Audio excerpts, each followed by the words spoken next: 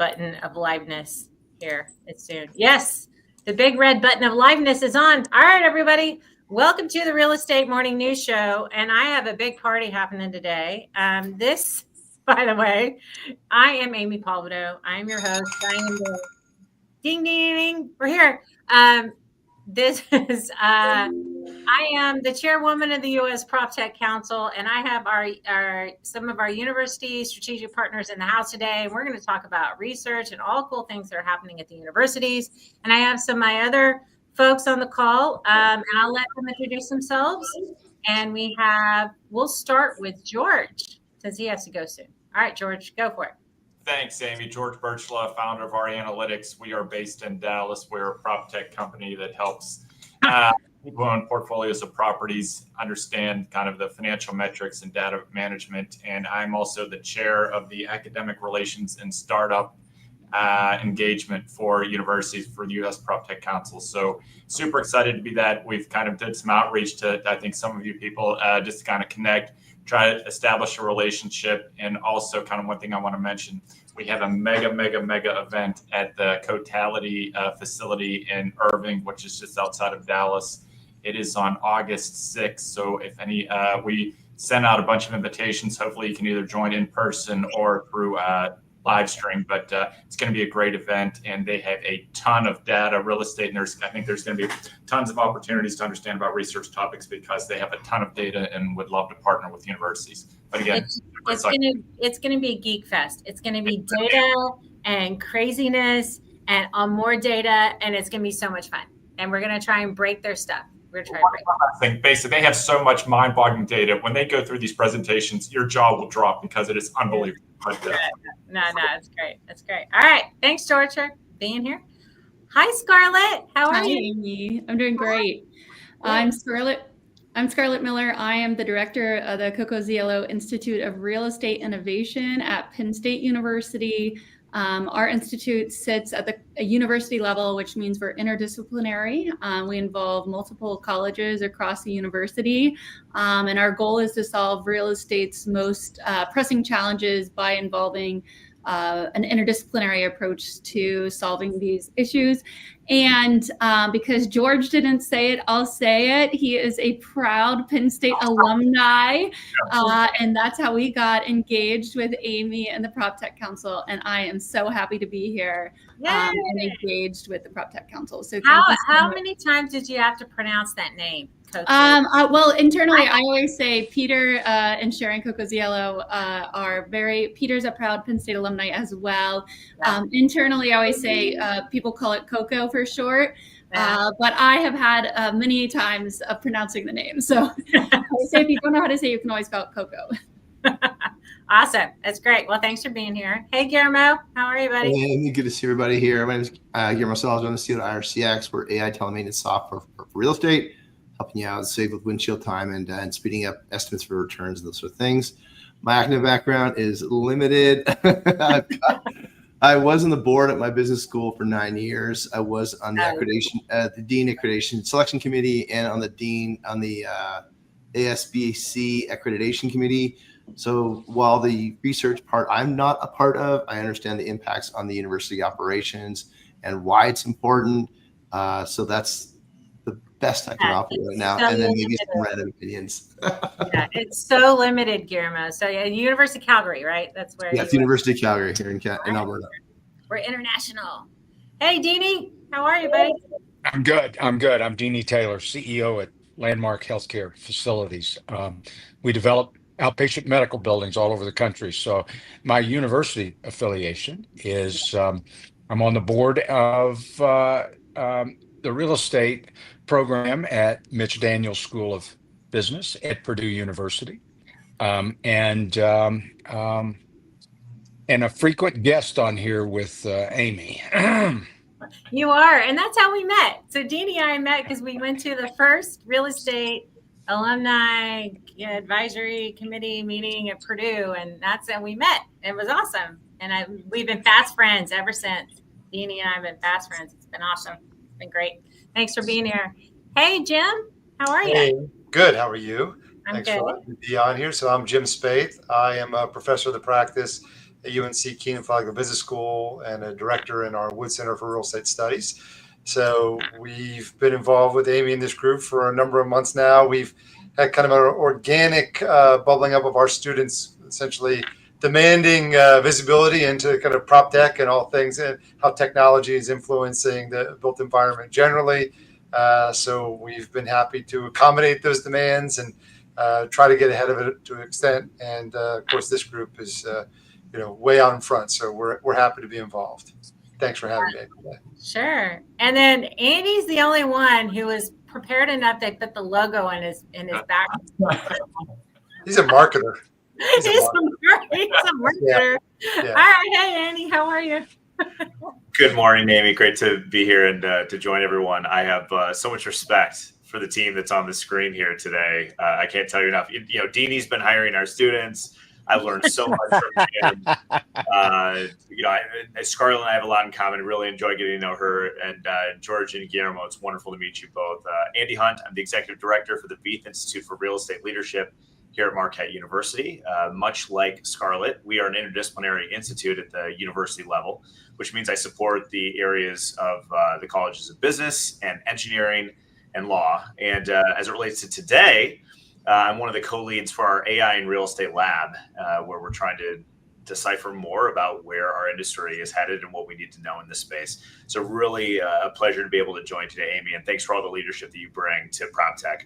Oh, thanks. Yeah, thank you very much. So one of the things that the council is trying to do, and we'll talk through each of the universities and what we're trying to do. So the industry partnerships with the universities are crucial, right? We know this, right? And so what are you seeing from the university side as to what's drawing the industry? What are their concerns? Things like that. So what are the pressing, other than holy crikeys, the interest rate's horrible, or we're trying to innovate ourselves, or we're trying to adopt AI. We have no clue what that we're doing. What are you seeing, Scarlett, from what you're hearing from what the industry is trying to look for from Penn State? Well, I think one of them is what you just said is not understanding the power of AI, where it fits into their workflow, the capabilities, and really not being ready for it or understanding where they can use it or leverage it. And that can fit anywhere from the legal contracts to the everyday day-to-day of it to the more complex applications of it within the business as well. And so I'm an engineer. I didn't say that. I think that that's really important. I sit within industrial and mechanical engineering.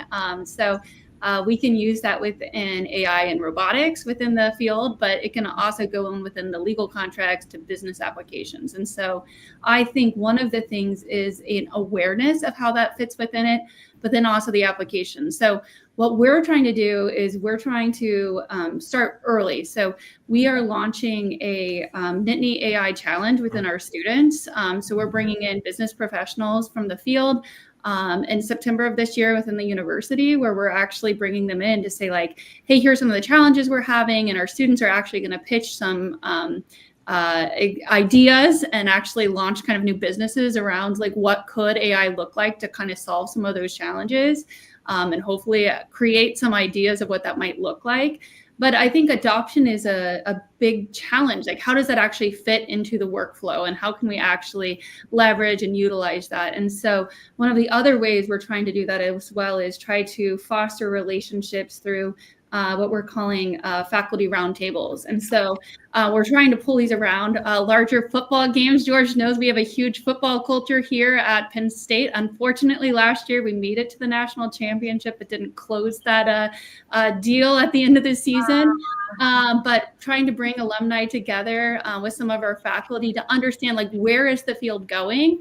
We're launching new AI degree programs here at the university. And so what are the capabilities of AI, and then where are the future needs and problems in the field? So where can we kind of tie those two pieces together? So where are the problems and where are the potential solutions, and where can I, as a director, be a matchmaker? I always say like I see myself as a matchmaker. So where can we kind of tie those two pieces together and kind of see research as the solution generator in that piece?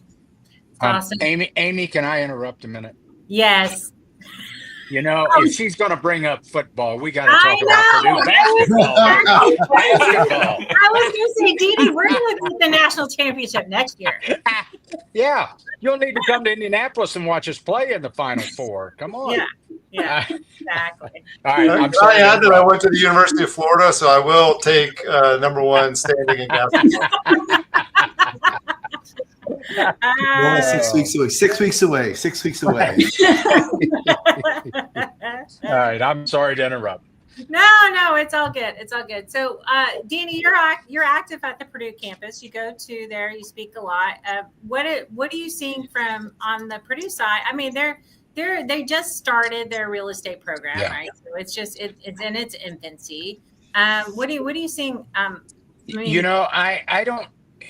From what I can tell, there's not that much focus or effort toward identifying AI. They really are engaging bachelor level students to interact with industry. They do various development projects directly with developers, picking projects like that. It's as Amy said, it's in its infancy. I think the professors there want to take it to another level, and it just, I mean, we're only 3 years into this, maybe something like that. And there are a couple universities such as University of Wisconsin, Marquette, and a few that they would like to model after, to be honest with you, and really take this to another level. But the student involvement, though, and interest is unbelievable. It is, and those classes now are 50, 60 students, and they really are engaged and welcome industry input. I just think it's time for industry to learn from them, and that hadn't happened yet. Yeah, no, I agree. What's happening, Jim? Your turn. What's happening in your place of the world? Well, a lot, like most people here, like everybody here probably. I would say a couple things. One is I talked about kind of the students and where they're at, and I think it's pretty interesting. We teach at both the undergraduate and the graduate level here. So our undergraduates, let's call them 20 years old. They're digital natives. That's all they know. They never write anything down. They've never used a pen in their life, right? It's all in the cloud for them. And so, they're used to deploying technology every day, everywhere.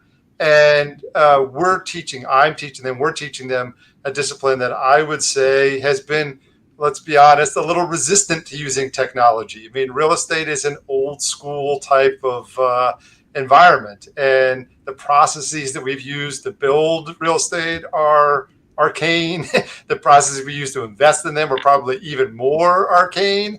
And so there's kind of this, in my opinion, tension between the students we're graduating who are fluent in manipulating information and data, and an industry that historically hasn't been as fluent as it probably should be. So I think it's really kind of fascinating to me. And in some ways, I think our students are a little ahead of the industry and where the industry is going to be. And so what we try to help our students understand is, okay, you have access to this information and this unbelievable AI tool that basically compiles every bit of information that's ever been established and, translates it for you or interprets it for you. Where could this information be wrong? Where could this information not be exactly what you need? Why would the industry be a little bit reticent to just wholeheartedly rely on it? Because I think the students tend to, and maybe Andy, you can jump in here if you want, or Scarlett, they tend to like, oh, this is the information I got from XYZ. And it's like, well, did you question that? Did you verify that? What other sources can you look at that would tell you the same thing or a different thing, right? That's kind of the scholarship elements of it. And, AI is very easy now. If I go to Claude or chat, I can type in a question, it gives me an answer. It seems reasonable, right? So why don't I just write that down and use that? So I think we're trying to help the students understand where the industry sits. And then on the other side, like everybody else is saying here, we're also trying to help the industry understand, because we have, data science school at UNC, we have lots of, folks running around. Hey, how can we utilize this cutting edge information to make your firms better? Exactly what it sounds like George and Guillermo are doing, right? And so we have a data science lecture series that we've established where we have different speakers from industry come in and talk about some of the leading edge things that they're doing.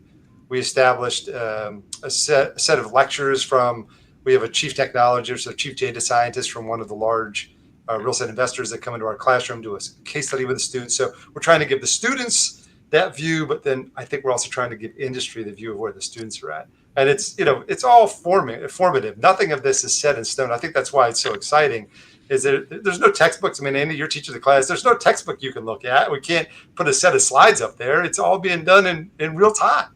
Right. Yeah. Is it safe to assume, like, Jim, given your experience, that like where we're going to see the most amount of AI adoption is where the functions where the students are being hired?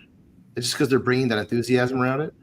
Yeah, and I worry for our undergraduate students, because I think the quickest adoption is going to be for those students that typically would take an analyst role, where it's like, okay, you need to produce an investment committee memo, or hey, you need to go run diligence on this site.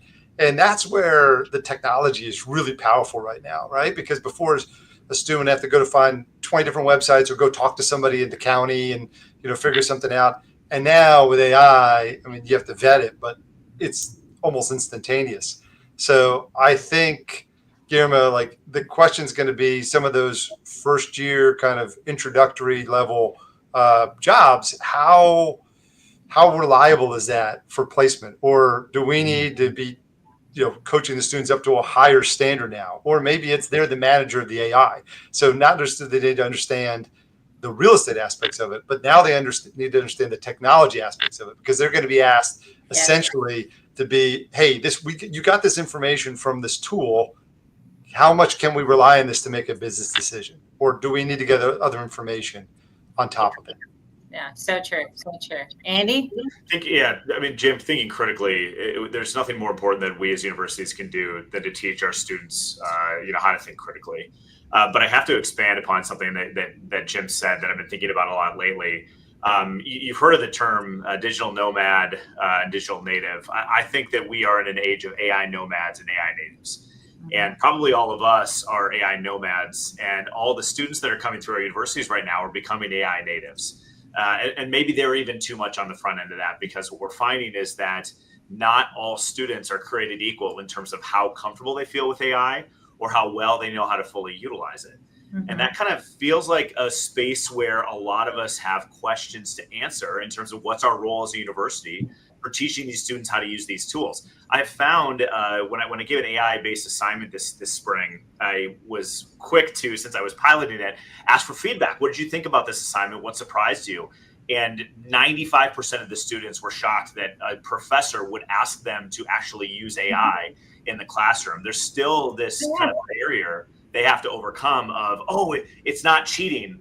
And we're trying to remind them the way that we're thinking about this is the employers that you're going to go work for probably have an expectation that you know how to leverage these tools, which brings me to another question, if you don't mind, Amy, probably for George and Guillermo and definitely Deanie, since Deanie's hiring some of our students. Whose responsibility is this to be on the leading edge of utilizing AI within the workplace? I understand that the leaders have to be setting the tone to do that, but who do you expect needs to know this to actually carry it out? Because my suspicion is you do expect that some of the students coming out of our programs can step in and start to implement this in ways that you may not even realize or can imagine. George, maybe start with you on that one. You bet. I think technology is moving at 2 million miles an hour, and it's always going to move that fast. And real estate companies, I like to say, they're in the school zone. They're going like 15 miles an hour. So it is extremely difficult to get someone who's used to driving the school zone to go 200 million miles an hour. So what I say is, how can we get them to at least go 45 miles an hour, at least get them up to 55 miles an hour? And I'm not sure if they can handle 1 million miles an hour just based on how they're used to processing information. So how does that, see if kind of to meet the industry kind of where they're at, maybe 1 or 2 steps ahead of them, but not 50 steps ahead of them, because I think adoption will be very challenging for an industry that is so, I guess, tech averse historically. They're getting there. Yeah. It's an interesting point. I think the tech averse part is starting to barbell shape itself. Like, you're seeing field operations be really still remaining like in the caveman era. And then you've got corporate office functions really accelerating on AI. So leasing, fraud prevention, all sorts of stuff like that. That's all really accelerating on the AI side. So this kind of a bit of the nature of my original question to Jim is like, what's been the influence there in terms of how we're able to accelerate those roles? Because typically a student is going to go into some of those corporate functions like M&A activity, all those things, rather than being in field operations. So now what's interesting is that in order to run those assets, you depend on the data that's coming from originating from the field, and the field data is a mess. So your point, Andy, the question around critical thinking, I think I don't expect someone to come from a undergraduate to have maybe the same proficiency with AI that I may be using it on a day-to-day basis. I use it like 40, 50 times a day, but I do expect them to curve up just as fast. Because so the critical thinking part that you spoke to is what I expect, because they may not be able to define agentic AI in the job interview. May be able to, I'm not certain, but they might be able to, might not. And they might be able to differentiate between AI, ML, and whatever. But their ability to learn and apply the tools that we're going to give them is going to be a make or break for me at first 90 days. If a hire cannot apply their critical thinking to the tools that we're going to give them, they're not going to make it. Because I just won't be able to tolerate it. I think the challenge in changing the field is that we've got 3 leaders here or 4 leaders here who understand the value of AI. We've got CEOs who understand it and are willing to make that change. And you need leadership changes. You need leaders who are in places who you don't have to understand AI. You really don't. You need to understand the value of it, and you need to hire people who understand it, right? That's it. And totally. So if you want to be able to integrate it within your organization, you don't need to understand how it works. You don't understand that. You just need to understand the power of it and hire the people who know how to use it. That's it. And the people here understand that. And the interesting thing is, like, AI is it's a hammer, right? It's looking for a nail. And so, like, I kind of get caught up in conversations with leaders and people we're selling to around, like, AI and how we use AI. And a lot of times we tone down the AI bits of our product stack because it's overwhelming, or it's confusing, or it's noisy. It adds noise to the conversation. But like when we talked about earlier, the conversation, Amy, how you open this conversation around the problems that we're seeking to solve, there is a people problem in this business, and there's not enough of them. And so when we talk about AI solving problems, we really got to figure out how we're going to bridge the gap between the data quality that's happening at the field operations level, how we're going to bring that into so we can do things that are like practical with AI with the field. And these are like, every building's $100 million, but we have like barely any data on it. It's like literally like boxes of data that are water stained and sun bleached, and people are doing handwritten POs. Like, you just can't run that stuff that way anymore. And nor would you run a portfolio of assets that are worth $100 million that way. No, right? so Deanie's running everything on robots. He's so AI forward. That's I mean, you know better. All right, so Deanie, what for you? Well, it's interesting to hear this discussion because we develop buildings, and so we interact with architects and general contractors trying to guess in this world what a building's going to cost before we actually commit to the development. And there's very little use of AI with all the data about costs to use that early on and be close on the cost of the building. Okay. General contract, no offense, Amy, general contractors and architects are using databases that somebody's done on a spreadsheet for the last 5 years, and those costs are worthless. They're worthless. And now we've got, for the last year, everybody's scrambling to figure out, well, how do you put a tariff cost on top of this database that's worthless?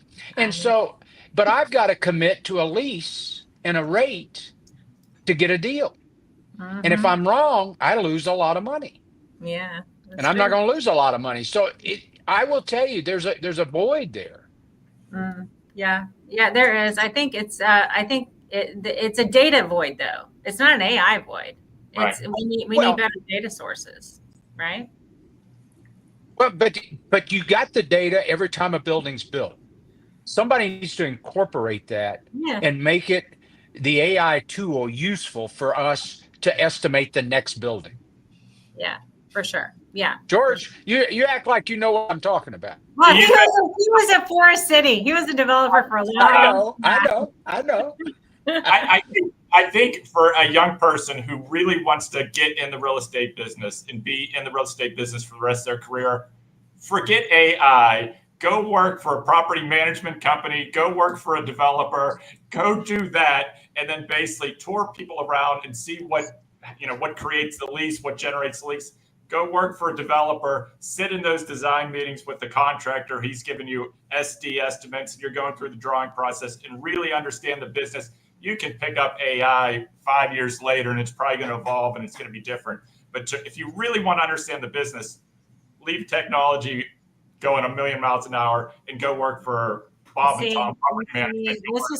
This is where George and I butt heads all the time. I mean, like him and I, we will go at it. Like we on the phone. I'm like, no, George, get out of Excel. Like, come on, leave Excel alone. Like, let's do a development with no Excel at all. Like, let's just stop with the Excel. No, but I don't think you can. I mean, yes. Field experience is about. Trust me, I started in construction and property management. I did all of that, and it's super valuable. I just don't. I think we're moving so fast that there's got to be it's not an either or opposite ends. I think they need to merge somehow. And yes, I do think the AI tools need to get better. And partly they need to get better, but they need to be trained by experts in real estate. We need to develop a small language model so focused on real estate that when you ask it a question, you know that answer is pretty good. Like it's pretty darn close because it's been trained. We need to be actively training models on real estate underwriting, on risk management, on this, on that, and all these different things. I think that's where we end up going. I think and there's some of the startups in the council are doing that. They're building small language models for real estate. Because I think that's gonna, you can't asking Claude or ChatGPT to do an underwriting. Yeah, it's cute. Yeah, okay, nice try, right? But if you can build a small language model that's really like, I don't know, ran through the CCIM curriculum, or it's gone through this, or it's gone through some of these university stuff, and is amassing that knowledge, I think you're better. I think you're better and you're more productive. So if you're a young person coming out of school, you don't even know what to type into ChatGPT to say, give me an SD pricing on a medical office building that's facing this direction. Yeah, you do, because they're getting educated by all these universities that are on this call. They know exactly what to ask them. So don't you say that they do not. Well, I guess you need a few stars to really appreciate that. I think we both have a few stars on the development side to really understand what the impact of the information you're getting from AI to say, what is this information going to be used for? And if it's wrong, holy moly, someone's losing a lot of money. Yeah, I mean, look, no one's going to, this goes back to, does real estate trust AI? That's the theme. No, it does not trust AI. Like let's be real. Deanie's not going to go let an AI robot run his business. No. Yeah, but I think the key. I think George just used a keyword, which is impact, right? I think about this every day in my classroom. Is like, what are we doing here? Because you've seen there are some schools that are being sued because the professors are, basically using AI to deliver their curriculum, and the students are saying, "Well, why are we paying for that when we can just type it into our LLM?"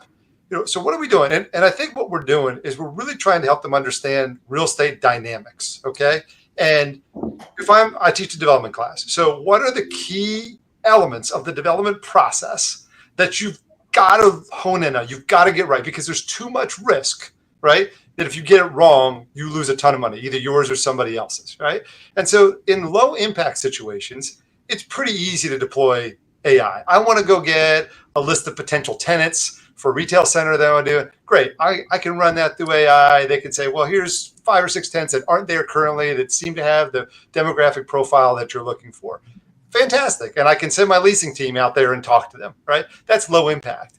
What I'm not going to do, to George's point, is I'm not going to enter in all of my key development inputs, running through some kind of Excel that I train at Claude on, have it come out with an IRR and an equity multiple and say, okay, if it hits 15, I'm in, on my IRR, or 20, I'm in. That's not happening, because if that's wrong, I'm dead. My whole company could be dead. So I think that's what we're doing, is we're really trying to help them understand from a real estate perspective, what's the information that goes into these models, whether it's investment, development, brokerage, whatever. What is the information? Where is it really critical information? And on that, yeah, maybe AI is a tool in some element, but you can't substitute experience, right? To Deanie's point, like, Deanie, when you build a building and you get a number and it's not what you're expecting, you're like, that doesn't seem right to me. Why? That's because exactly right. So Right. it's, building those reps is the only way you can do it. But it doesn't matter if the input's human or AI, right? You got to have somebody who's kind of like the whole thing about underwriting is like, what assumptions are you using? It's not the Excel sheet or whoever's doing the underwriting or whatever. It's what were the assumptions used, and is that cap rate right? No. Is that first year rent right? Is the escalator right? Is like what in that model, whatever the model is, it is correct. And if you're teaching kids, like, go through the assumptions. What is this? And like, can you validate that is truly the cap rate? Can you validate that those are the first year rents you can actually achieve? If you're teaching them that, then whatever tool they use, AI, Excel, or anything they're using, I hate Excel, y'all. It's correct. I think that's the most thing. Just teach them to think strategically, and you'll get them there, right? But Yes. You got to learn the business.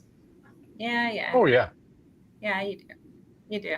But I don't think you not use AI. I think you can learn the business and then also use AI. I think you do. But wouldn't it be, so you can be sure the lenders are using AI to evaluate underwritten proposals. Yes, they are. Yeah. So understand that your human inputs is going to be evaluated by a perfect cognitive machine. And so that is something to understand. Like, if you're preparing things by hand, I agree on terms of the experience, all those things, but it's all about an augmentation, because when you're ultimately going to be evaluated by AI, like, know that. Yeah. So like, if you think you can outsmart the AI, well, you're going to be up late Sunday night. So I know AI is obviously used a ton in the business context, but as an engineer, we use AI a ton in the engineering context and Proptech. So Amy, I know Facilimax, your company, uses it a lot in digital twins and modeling. So obviously our engineers at Penn State use digital twins a lot, not only in the way we research, but also in the use of construction robots and the way that we model for future of construction and Proptech. So can you talk a little bit about your company and the use of that? Because that fascinates me, and I'd love to hear more about that, because I think that's huge from a research perspective as well.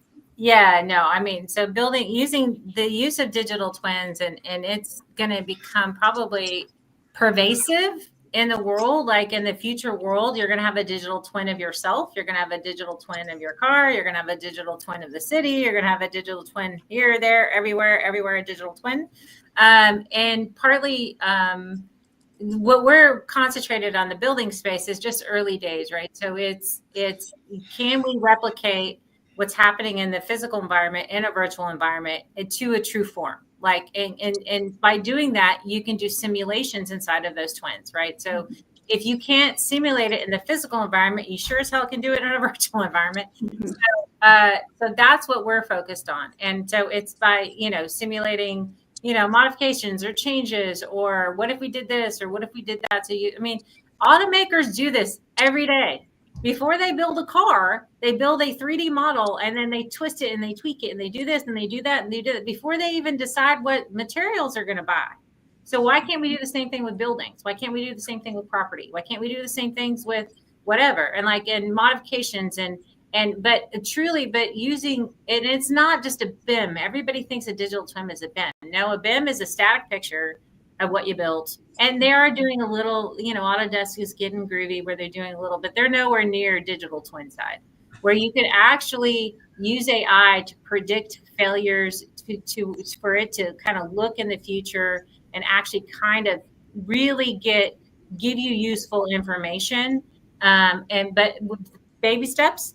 First thing is we got to build the stupid thing and start collecting data. Like you don't attach AI to it originally. So you do that first. But then once you do that, building simulations and all those other things become super easy because you've actually got the environment and you've got it. So it's the base layer is the twin. And I think, it's super cool to be in this space. I when I started, I was not here. Like I tell everybody, like 6 years ago, we made a building catalog. That's what I did 6 years ago. It was an ugly little database. See you, George. Thanks for coming. It was an ugly little database. And I just wanted to know everything that was on my buildings. That's all I wanted. I wanted to know if something was under warranty so I didn't touch it, because if it was under warranty, I would void the warranty. That was all I was trying to achieve. Like, it's when we first started, and now we kind of morphed into this whole thing where we're doing digital twins and simulations and all this other stuff. It's been a wild ride, but yes. Yeah.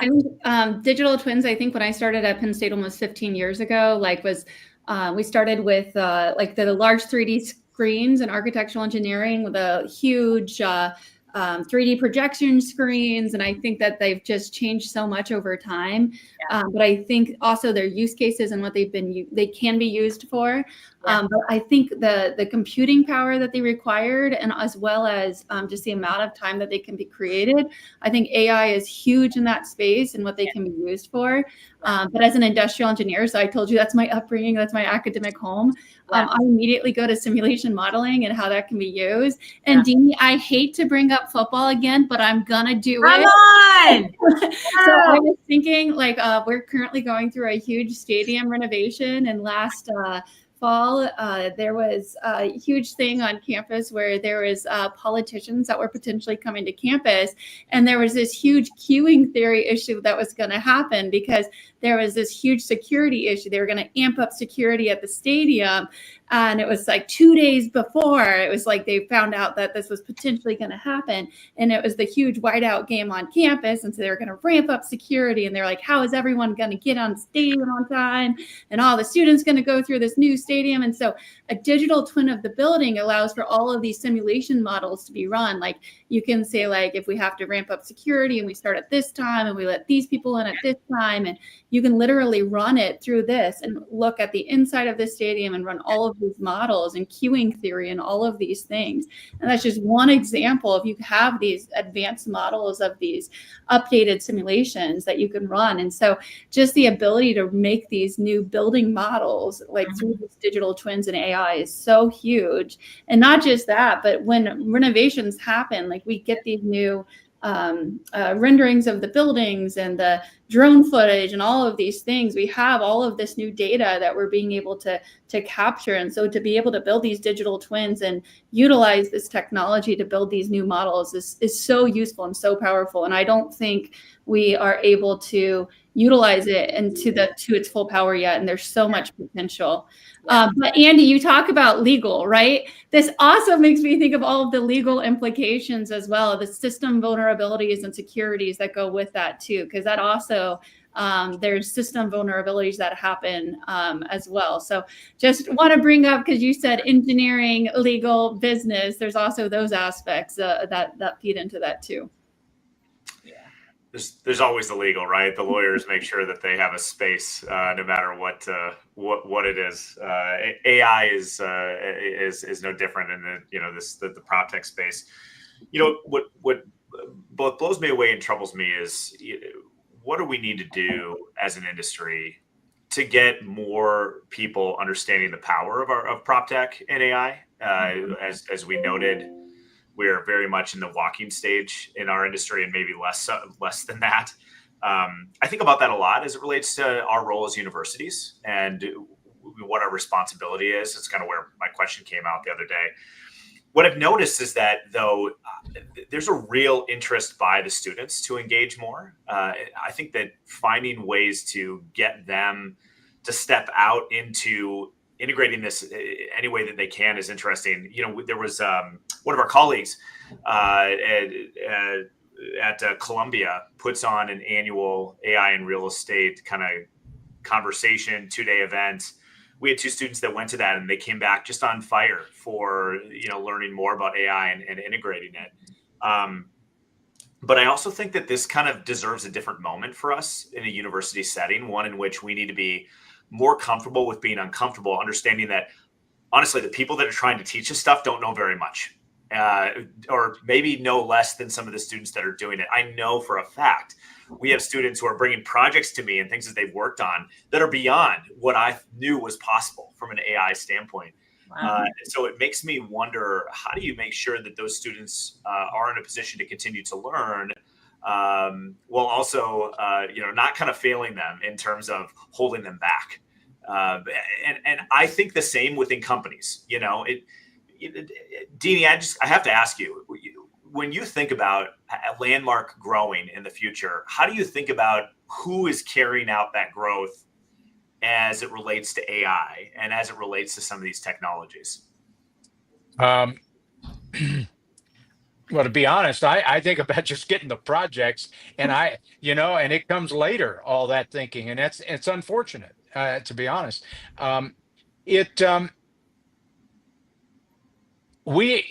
We're going through a transition right now. The growth is coming up with different financing models for how we can have our tenants afford the buildings, because costs have gone up so much that the cost of being in a new building is unbelievable for healthcare. Hospitals are about the only ones that can afford rent in a new building in today's world. You can forget about the physicians. They need to stay in an old building. They can't afford a new one. And so we really need to figure out how to design and do things differently to manage the costs, because costs equate directly into rent. At the end of the day, all I care about is rent. At the end of the day, that's it. If I don't get rent, it doesn't work. And if the building costs so much they can't afford it, then I don't have a business. And so right now, our focus is working with hospitals who are wanting single tenant, master lease buildings, and getting them to be affordable. And you need different design ideas to get costs down. Finally, we're doing tilt-ups of outpatient medical buildings. 5 years ago, you didn't do those. That was a warehouse. Right. Now, if it's less expensive, put that thing up. Now, it may not last 50 or 75 years or whatever we'd like, but tilt-ups are back in for outpatient. And we need to find other ways to do things. But again, getting back to the data and having tools, I want to know all that before I ever start the negotiation of the lease. Right. Because once you give a number out, a tenant never forgets that number. And if you're low, you're in trouble. I know, right? Right? They never forget it. No, they do not. And years later, they'll come back and get you. Exactly. So and you make the comment about me hiring. You're right. When I was at Physicians Realty Trust, we depended on the schools in Milwaukee or in Wisconsin for analysts that came in. And the one thing I will say, they challenged all the kind of the older investment groups that were at that company. And we just got to keep doing that, because those that have been in the industry a long time do it all the old way. Everything's done the old way. And Landmark's been successful for 30 years doing it the old way and getting lucky that the numbers worked. That day's over. I worry that day's over. Yeah. It's especially since costs are a moving target, supply chain's a moving target. Like you could bank on something one day and it's gone the next. Like you have exactly. No idea. We haven't even talked about supply chain, which just is ridiculous. Yes, for sure. Yeah, for sure. It's like, how do you even try to develop a new material when you don't even know if you're going to be able to get the raw materials behind it? Exactly. And all of that needs to be figured out before we ever get too far along in estimating what the cost of a building's going to be. Yeah. No. And the demand for new buildings by hospitals is just unbelievable right now. Yeah. It really is. Anyway. Yeah. Amy, Well, you by the mentioned way, Marquette does come to Mackey this year. You will be coming to Purdue, Yes. and we will make up for that disaster that occurred in Milwaukee last year. Let's get some more basketball talk going, right? Yeah, basketball talk, right? Like, You know, and I got to say one other thing. I look for the day where Purdue's football needs queuing up theory to worry about how many people are coming into the stadium. I look for that day. I hope I got a flag I'm waving that the queuing theory is helping us figure out how to get everybody in time for the game to start, because that's not been a problem lately. Well, I can help you. I can help you when you get to that problem, Deanie. You can call me. I look for it. Oh, that's too funny. Yeah, I didn't realize we have such a big basketball powerhouse universities on this here. Which is pretty cool. That felt very shady, Amy. Yeah, I know. Anyway.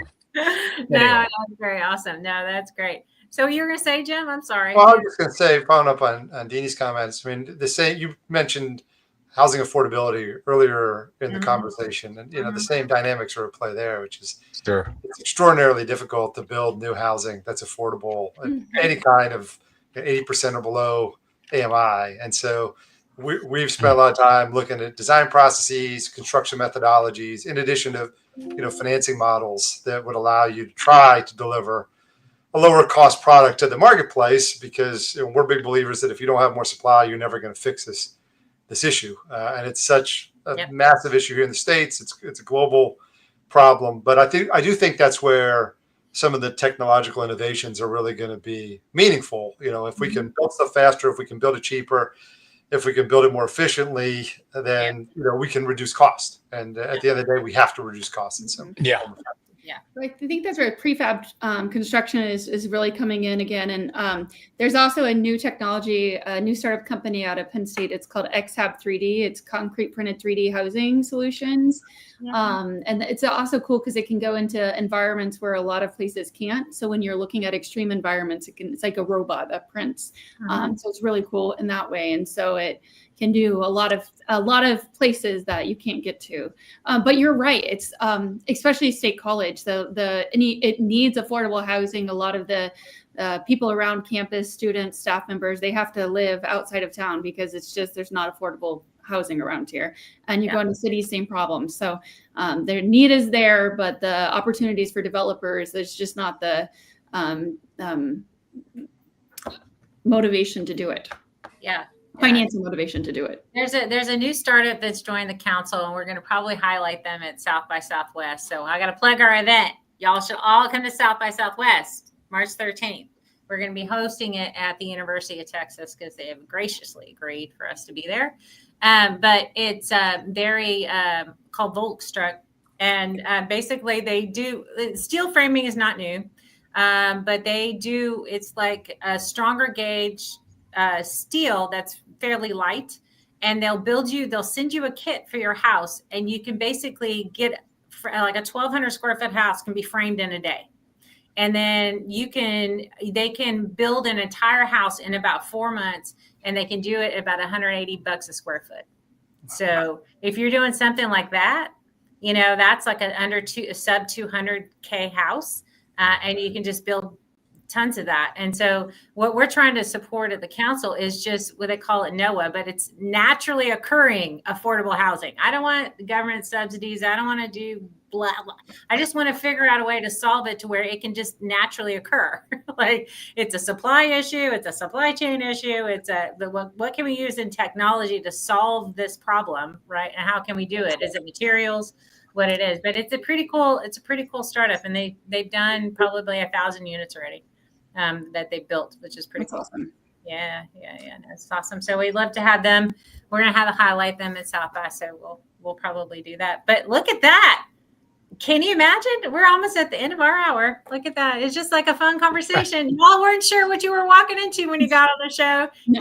Deanie's an old regular guest. He's like, yeah, I got this. Yeah, I can't go to a grocery store. People recognize you. You got I'm telling you.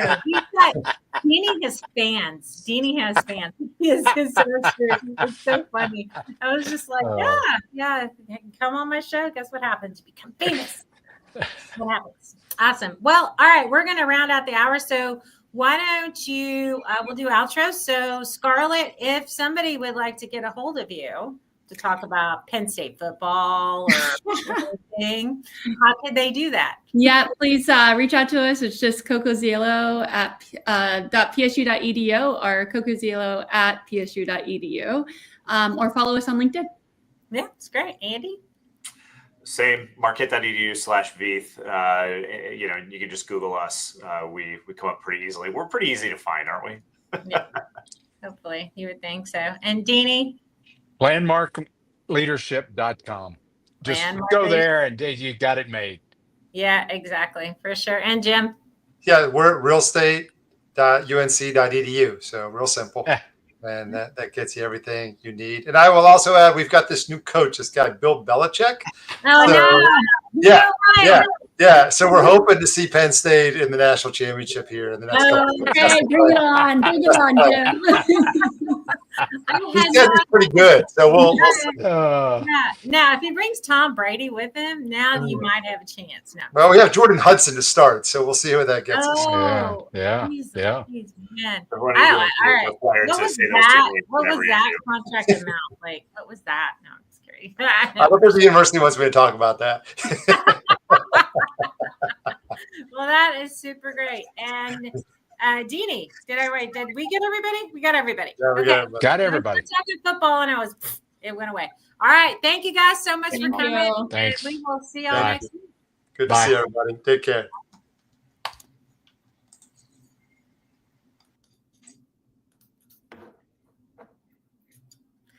That was it. That has been the show for today. So this is the Real Estate Morning News Show. That was all of our friends from the universities that are strategic partners as part of the council. Thank you for watching. If you are interested in more about the Proptech Council, go to proptechcouncil.com and you can join us. You can look at all of our shows. But we'd love to have you in the group. So thanks for joining. We'll see y'all next week.